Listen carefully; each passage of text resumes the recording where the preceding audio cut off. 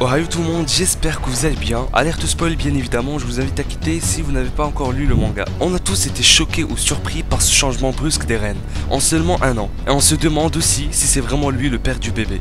On va aborder tout ça ici. Cette théorie n'a pas pour but de dire que j'ai raison, mais cette fois-ci, vous vous contenterez de la compléter aussi en commentaire. Allez, c'est parti.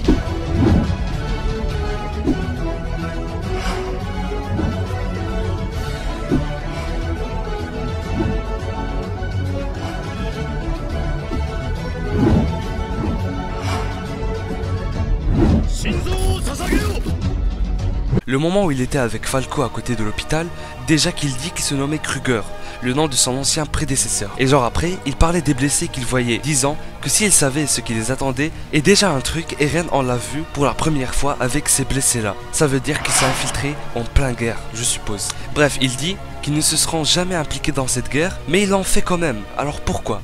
Car ils étaient obligés, ils avaient tous quelque chose qui leur a poussé à faire ça, à se précipiter vers l'enfer.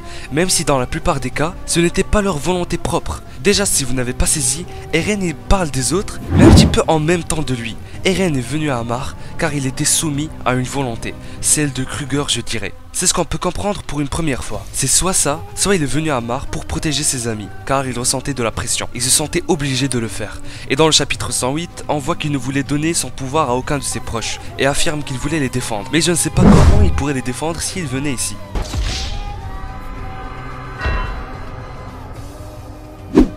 C'est pour ça qu'à la fin, je ne dirais pas vraiment qu'il était soumis à la volonté de Kruger ou un truc comme ça. D'un autre côté, il parle de ceux qui ont décidé de se précipiter vers l'enfer, comme les autres, mais de leur plein gré, de leur propre chef. Et ces gens-là souhaitent voir une lueur d'espoir à la fin de cet enfer. Ou bien, un tourment encore pire. Mais pour le savoir, il faut continuer d'avancer. Là, c'est le vrai Eren qui parle. Il parle de lui, c'est sûr, à 100%. Et ce qui me fait dire qu'il n'était pas soumis à quelque chose d'autre, à vrai dire, il ne pensait à personne. Il voulait juste se venger. C'est son esprit vengeur qui parlait à ce moment. Même après, avec Reiner, il dit qu'il était venu ici, comme lui, pour foutre le bordel. Et ajoute qu'il n'avait pas le choix. Il continuera à avancer jusqu'à anéantir tous ses ennemis. Ok, résumé. Eren jusqu'à là n'était pas possédé par l'esprit de Kruger, mais était lui-même. Par la suite, au moment où il dévore le marteau d'armes, si c'est vraiment le cas, il a eu un regard bizarre. Ça peut être juste car il a ingurgité, mais je ne sais pas pourquoi, on nous zoome encore un peu sur son œil.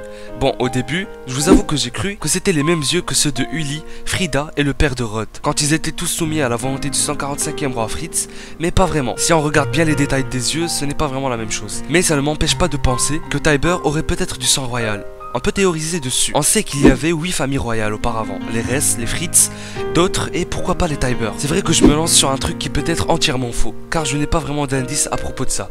Mais j'aimerais savoir votre avis là-dessus. Ne serait-il pas crédible que Eren aurait mangé quelqu'un ayant du sang royal? Ou peut-être que si ce n'est pas lui qui a mangé la sœur de Willy Tybur, et si c'était Porco, le sang qui tombe sur la gueule de l'assaillant l'a pu faire revoir des souvenirs, comme en touchant Historia. Ouais, c'est vrai qu'on n'a pas encore vu les Mars parler du marteau d'armes, ni Porco non plus. Bon, du coup, c'est d'après ça qu'Eren aurait complètement changé, devenant encore plus agressif. Il a peut-être appris un truc, on ne sait pas. Mais quand même, pensez-vous vraiment qu'il ne s'est pas passé un truc à ce moment-là? Qui est le père à votre avis? On sait que l'île du paradis est entrée en contact avec les Azumabito et Sieg avant même qu'Eren n'y va à Amar. Du coup, ils avaient déjà discuté à propos du fait qu'Historia pouvait avoir le bestial. Mais Jaeger était contre ça, on l'avait vu. Peut-être qu'il était contre ça, juste pour la protéger ou faire durer la vie de son demi-frère. Donc il n'avait rien à foutre d'Historia. Je vous rappelle qu'à la base, Sieg devait donner son pouvoir au moment même où il a mis ses pieds sur l'île du paradis. Mais tout d'un coup, Historia est enceinte. Quelle coïncidence. Je vais remettre les choses en clair. Ce que je pense être le plus crédible dans cette histoire, c'est que Yelena est entrée en contact avec Eren il y a 10 mois. Comme on le voit dans le chapitre 109 d'après Pixis, pour lui dire de faire un bébé avec Historia. Vous me direz pourquoi? On sait que Yelena tient à Sieg plus que tout.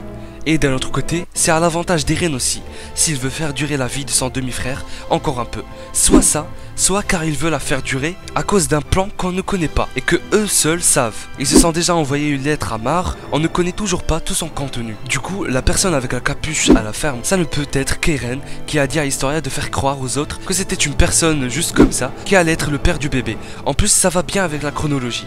Ça commence par Historia avec Eren au lit, quelques mois avant. Après, Eren quitte l'île du paradis et il reste au moins un mois à Amar.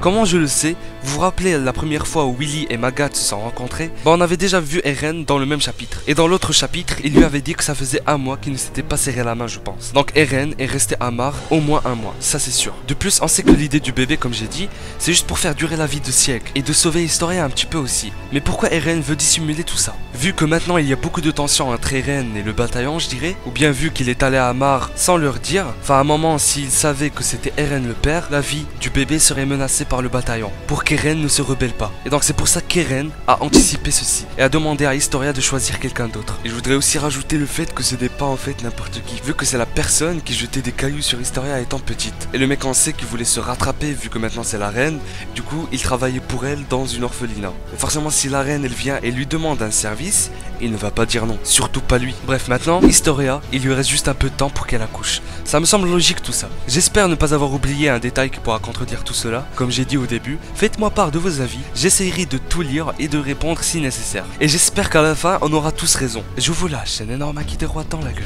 et à la prochaine.